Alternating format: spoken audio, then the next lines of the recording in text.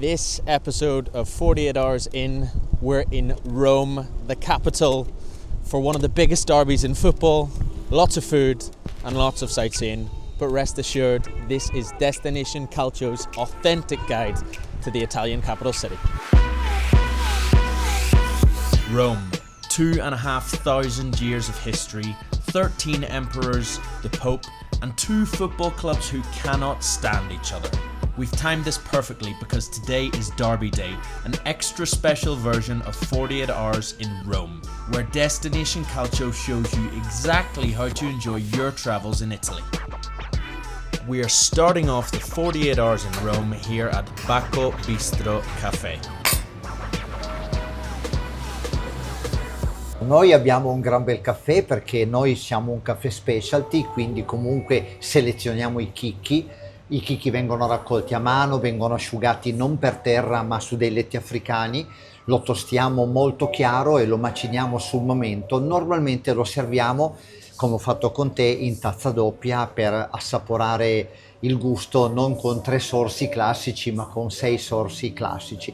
Comincia a diventare una bevanda simile ad un tè o a una buona tisana, quindi comunque diamo molto valore sia al caffè nostro che comunque alle persone che visitando Roma devono andare via con un buon sapore di pizza in bocca e con un buon sapore di caffè. Perfetto. E come è Roma per te, come una persona di Torino, no? Abitare a Roma, che ti piace di Roma? Roma è un museo a cielo aperto e soprattutto c'è il sole, cosa che a Torino non esisteva, e quindi comunque Roma tutta la vita. Trastevere is one of the best bases in Rome. Central, walkable, and far enough from the tourist crowds to feel like the real city. Apartments and boutique hotels cover every budget in this part of town. The Stadio Olimpico sits in the Faro Italico complex behind me in the north of the city. Both Roma and Lazio play here, and it's easier to get to via public transport than you might think.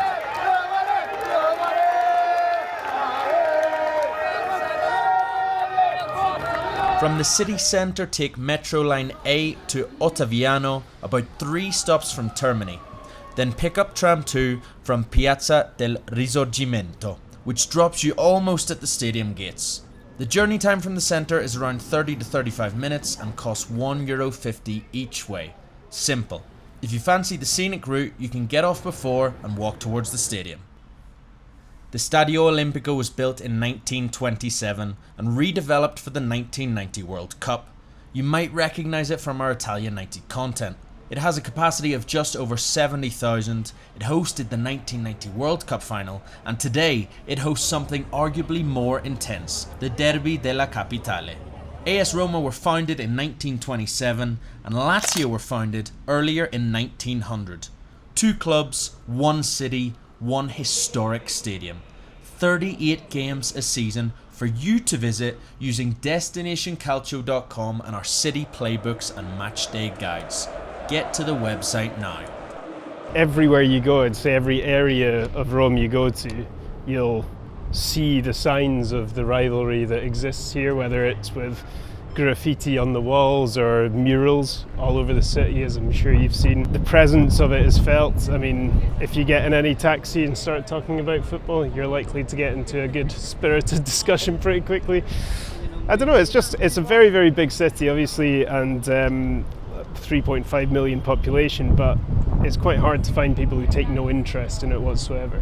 And I think having this great passionate derby match at the centre of it is the heart and soul of it, really. And going back for so many generations as well, I think it's only got deeper and deeper. The one thing that's strange about it is that they haven't been 2 clubs that have necessarily been fighting for Scudetti between each other. But at the same time, you can say that because that hasn't been the case, Roma have only won 3 and Lazio won 2. There's very little between them in that regard. But because that hasn't been the case, I think it's probably heightened the importance of these matches within the season. And it becomes something that is kind of like a badge of honour for your season. How did you do in Serie A? How did you do in Europe? How did you do in the Derby? And you know, that I guess has made it even more profound in terms of the importance, the impact it's had on people. We're spending 48 hours in Rome and we want to show people at home when they come here to watch a match what else they can do or how they can do it correctly. What would you recommend for people to do to essentially get Rome right instead of doing what every other tourist does? Do your research, because I think it's worth knowing what your options are before you come. I mean, even if you're someone who likes to be spontaneous, I think especially if you're spending time, for example, in the Centro Storico, it's very beautiful, but it's kind of the one part of Rome that you can find yourself eating badly or getting ripped off. So you need to know like what's around you and where you might want to go in advance, so that you can guarantee yourself that you're going to eat well, that you're going to drink well, that you're going to see interesting stuff. Seeing interesting stuff is never a problem because there's always something amazing 10 minutes walk away. I'd say that another tip I would have is probably that although Rome isn't a huge city, the public transport infrastructure isn't great. There's 3 metro lines, but only 2 of them really take you to the central parts. And so it's worth knowing how to move around, because otherwise you can end up doing like 20,000 steps in a day very easily, whether that's with like getting the Lie map and being able to use scooters and bikes to navigate the city. It makes your life so much easier. You'll just save a lot of time, especially if you're only here for 48 hours. Don't spend it all waiting on Roman buses to arrive, because they just won't. So we've taken Alistair's advice and we have tried an alternate transport method for Rome. We're on the electric bikes from the Stadio Olimpico in the north of the city, heading down the famous Tiber River into the city centre. It's cheap, it's quick, it's a really fun way to see more of the city as well, and after an energy-sapping derby, get a bit of wind in the hair is not bad at all. Let's see what Rome has in store for the afternoon.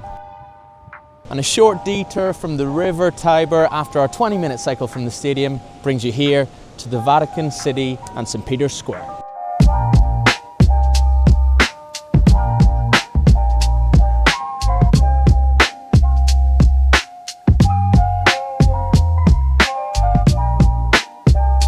To finish off day one in Rome, it's time to head from the Vatican City to Piazza Navona for one of the best pizzas in this city. Piazza Navona itself is a little bit touristy, but the restaurant we're going to is very authentic.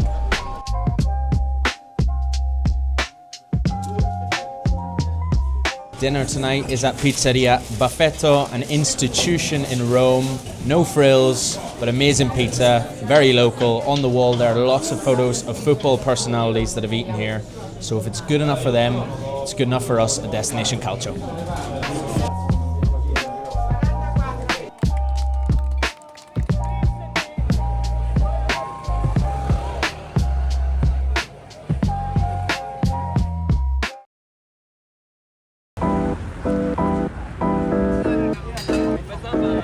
The single most important advice we can give to anyone coming to Rome is get to the Colosseum early and book in advance.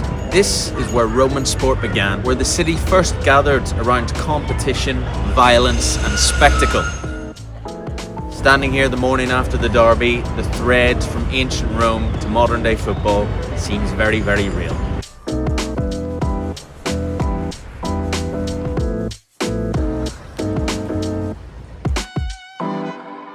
A short walk from the Colosseum in Rome brings us to this incredible piece of street art.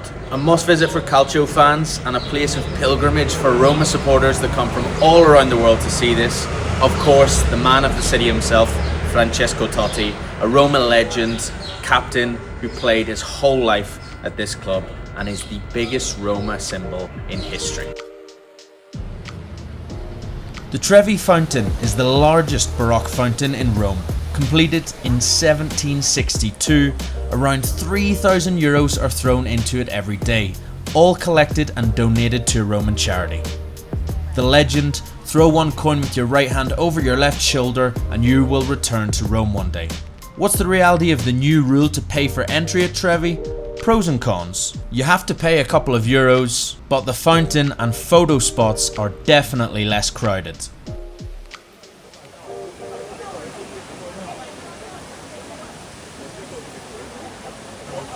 This is the Ponte Palatino, which is very important because it connects the neighbourhoods of Trastevere and Testaccio in the south of Rome's city centre, and that's exactly where we're going to be spending most of this afternoon. Let's go and have some food with Da Enzo. Parlami un po' di perché Roma è il migliore club d'Italia e Da Enzo è il migliore ristorante. La Roma perché è magica, è magic, è magia. E Enzo perché è buonissimo, è eccellente. Devono visitare tutte le persone a Enzo? Per forza. Il Colosseum 6,5. Dice piatti più tipici, no? Carbonara amazing. Another plate very very good. We have the burrata. It's our creamy mozzarella with the fresh tomato. Okay, We'll try it. you want. You want? Okay. First artichoke and burrata. After one carbonara, after one meatballs, or carbonara and meatballs all together. Together. Bread you want? For Yes, burrata. please. Grazie.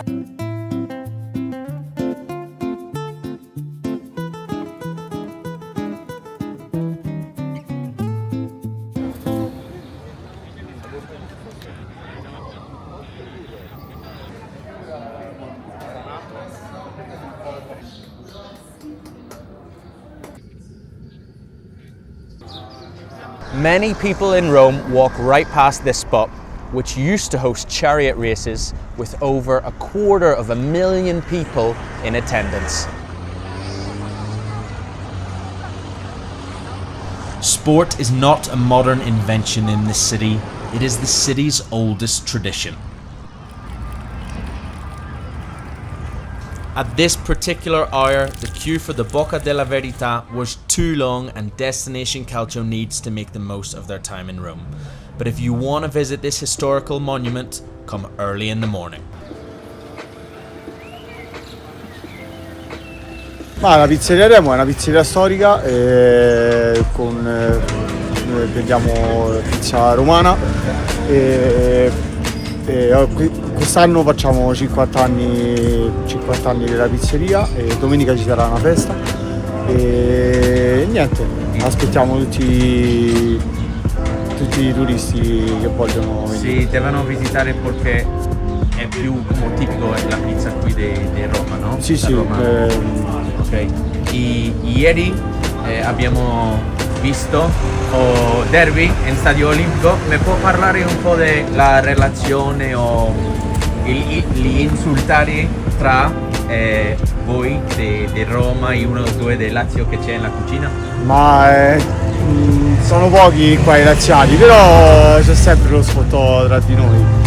Più che altro era importante vincere questo derby, presentarsi in Champion, giocare la Champion perché sono 6 anni che insomma la Roma non la gioca. Speriamo domenica vinciamo col Verona e di andare a giocare questa Champion.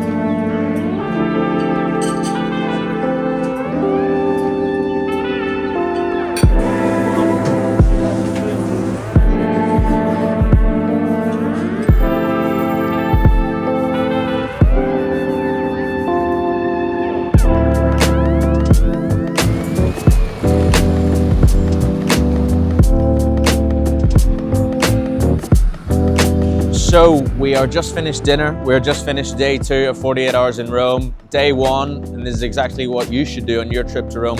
All about the football, Stadio Olimpico, amazing atmosphere. We were very lucky to get the derby. And day 2, as much sightseeing as you can do. You cannot see anywhere near all of Rome in a day, but we give it a very, very good go. And a quick word on Pizzeria Remo, where we finished. It's in the neighbourhood of Testaccio. We're now crossing the bridge to go back to Trastevere, where we're staying. But Testaccio is one of the original working class neighbourhoods in Rome. It's where Roma Football Club were formed. The pizzeria itself has lots of Roma fans in the kitchen. They were very happy with the derby win at the weekend. But more importantly, it's some of the most typical Romana pizza. So you have to try it when you come here. Incredible city. Like I said, I feel like we're only scratching the surface of Rome in 2 days. But for a Destination Calcio weekender, what better way to do it? A day at the match, a day in the city, some of the best pizza, some of the best pasta, and some of the most amazing monuments you can see in Europe or anywhere in the world. Follow us on Instagram, subscribe to YouTube, and of course, guys, when you're planning your trip to Italy, destinationcalcio.com and do it just like we do. Thanks so much. Ciao, ciao.